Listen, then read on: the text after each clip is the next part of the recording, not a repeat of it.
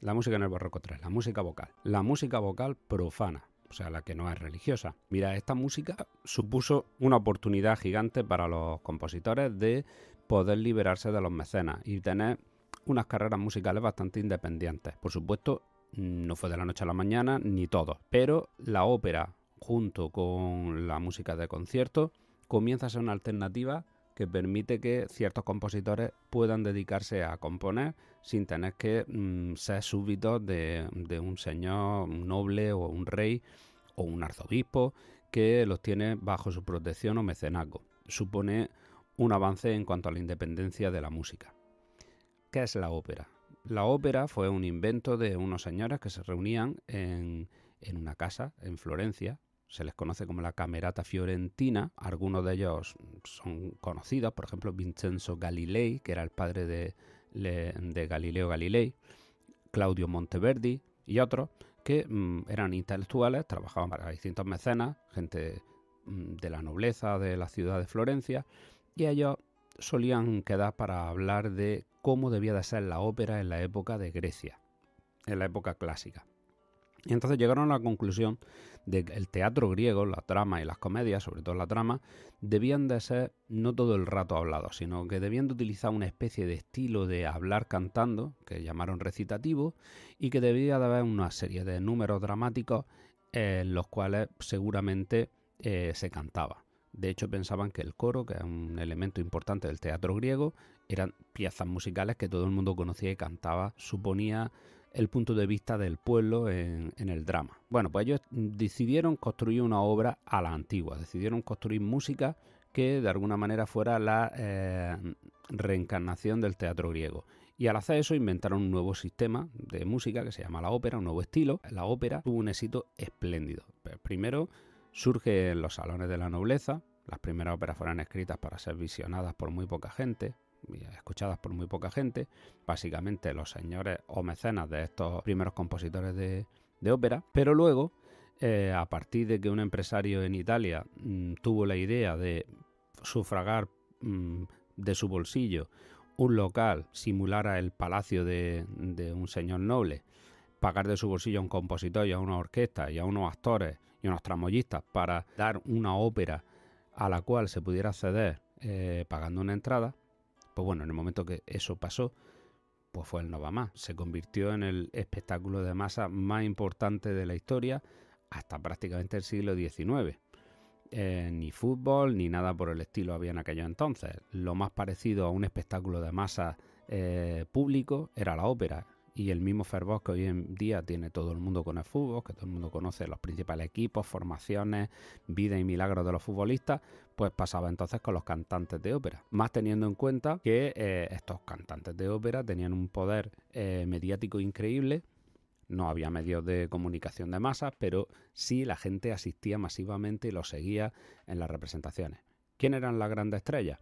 Pues las sopranos, que cantaban las voces principales de estas óperas, los castrati, que ya hablaré en clase de quiénes eran señores que cantaban con voz muy aguda, voz de mujer, también los papeles principales y los compositores. ¿Cómo era una ópera? Pues una ópera tenía una obertura o preludio, luego tenía una sucesión de recitativos y arias. Los recitativos eran partes en las que los actores cantaban como si estuvieran hablando y hacían avanzar la trama dramática, y las arias eran momentos en los cuales se recreaban en los sentimientos o afecti del personaje en el momento de la trama que se tratara. Uniendo recitativo y aria, a veces también había interludios, que eran pequeños fragmentos musicales, pequeñas composiciones de música puramente instrumental que unía unidades dramáticas con unidades dramáticas.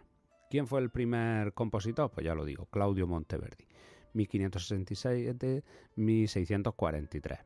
Ahí tienen ustedes una fotico de este hombre. ¿Qué obras compuso? Pues la más famosa, las fábulas de Orfeo y la coronación de Hipopea. Henry Purcell, este señor, era un compositor inglés. En Inglaterra había algo parecido a una monarquía parlamentaria, que hacía que la burguesía inglesa tuviera participación en las decisiones políticas y tuviera también una potencia económica importante.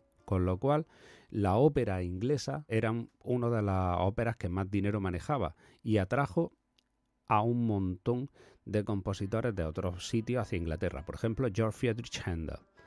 Händel, que era alemán, emigró a Inglaterra, dejó a su mecenas y se dedicó a trabajar para la corona inglesa, pero también se dedicó a trabajar para la ópera y se hizo muy, muy famoso y muy rico. Compuso música para los reales fuegos artificiales, que pretendía celebrar la paz de Aquisgrán. Era el tratado de paz que ponía fin a la guerra de los 30 años, en la cual habían participado Inglaterra y todo esto, que era una guerra por la sucesión de la corona de Alemania. Händel también compuso pues, un montonazo de óperas, como Julio César, de muchísimo éxito, un tipo muy famoso. Mirad qué pelucón me gastaba.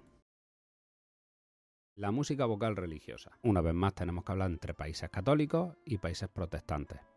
Los católicos seguían teniendo un género musical importante en la misa y el motete. Aparece la Pasión, que era una especie de óperas que no se representaban, que ejemplificaban o de alguna manera eran como óperas que la temática era la Pasión de Cristo. Y el oratorio. Los oratorios eran también otras óperas que no se representaban, se tocaban en la iglesia, pero no se representaban. Temática era, en vez de ser temática mitológica o temática de teatro, era temática bíblica, cosas que pasan en la Biblia. Tenemos dos buenos compositores conocidos, por ejemplo, Giacomo Carissimi, de 1604 a 1675 vivió este hombre, y Georg Friedrich Händel otra vez, y el Mesías. En los países protestantes, pues tenemos la cantata, como una especie de ópera, pero tiene coro y orquesta. No narra ninguna historia, es de exaltación religiosa. Georg Philipp Telemann fue un compositor de este tipo de música, ahí lo tienen ustedes. Uno de los grandes genios de la música es Johann Sebastian Bach. Johann Sebastian Bach fue un gran compositor, no tuvo tanto éxito en vida como Georg Friedrich Händel, por la sencilla razón de que no emigró, se quedó siempre en su zona de Alemania. Aunque trabajó para la nobleza, para distintos mecenas, al final optó por acabar sus días o su carrera en la Thomas School, la escuela de Santo Tomás en Leipzig.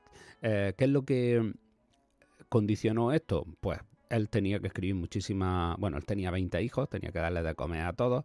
Escribió todo tipo de música. Conciertos de Brandenburgo son música instrumental, suites orquestales, eso lo hizo mientras trabajaba para un príncipe en Cothen, que era muy amigo de la música que no era religiosa, pero luego todos los restos de destinos que tuvo fueron destinos religiosos y tuvo que escribir muchísimas músicas religiosas. Por ejemplo, tuvo que escribir una misa para cada semana del año, en todos los años que estuvo trabajando en la Thomas School. No solamente eso, sino que también tenía que tener cuidado de las cuentas, asegurarse de que los niños se iban a la cama en el internado de la escuela de Santo Tomás y todo esto.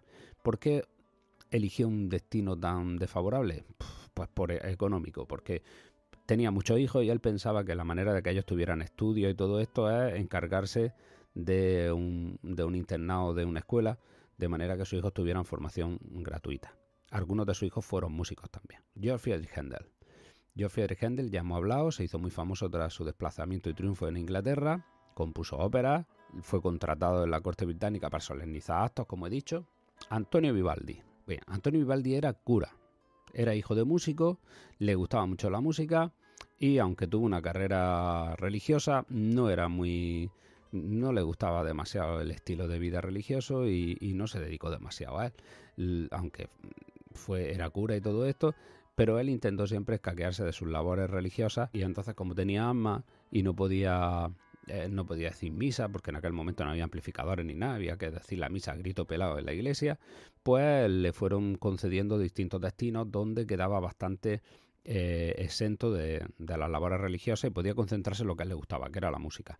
Una de ellas fue los Hospitales de la Pietà, un hospital para huérfanas que había en Venecia. Él era veneciano. Lo que hacía en este hospital, pues escribía música y le enseñaba música a las niñas para que se ganaran la vida actuando en la ópera o en distintas cosas, porque en aquel entonces los hospitales, que era como se llamaban los orfanatos, no recibían mucho dinero. Dependían de, básicamente, pues la limosna que quisieran dar las feligresas de determinada iglesia o las contribuciones que quisiera hacer la gente que tenía dinero. Con lo cual se pasaba bastante hambre y los niños y niñas de los hospitales tenían que buscarse cosas para ganar dinero y mantener el hospital. Cantaban en entierros, participaban en los coros de ópera, en las misas de otras parroquias, en fin, todo eso pues hacía que lo más parecido a un conservatorio en el barroco fueran estos hospitales. Allí se le enseñaba música a los niños y quien quería aprender música pues iba allí también. Bueno, pues Antonio Vivaldi compuso más de 500 conciertos, compuso óperas, compuso las 4 estaciones. Es un músico con una vida apasionante que invito a que investiguen. Y por último tenemos a Elisabeth Jacquet de Laguerre. Esta señora es una compositora que fue famosa en su tiempo. De hecho fue una niña prodigio, con 5 años ya fue contratada por el rey de Francia, Luis XIV.